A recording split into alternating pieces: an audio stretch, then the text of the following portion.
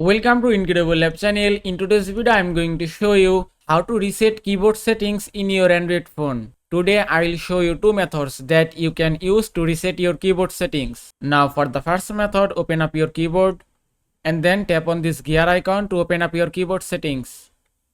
Now, from here, scroll down and here at the bottom, you can see reset to default setting option. Then just tap here.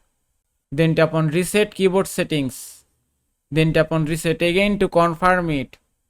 And it's done. Now your keyboard setting has been reset successfully. Now for the second method, open up your settings app.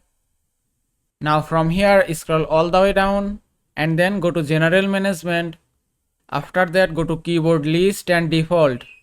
Then go to Samsung keyboard and then scroll down again. Then go to reset to default settings. And here it is. You can also reset your keyboard settings from here. Then just tap on reset keyboard settings again. Then tap on reset.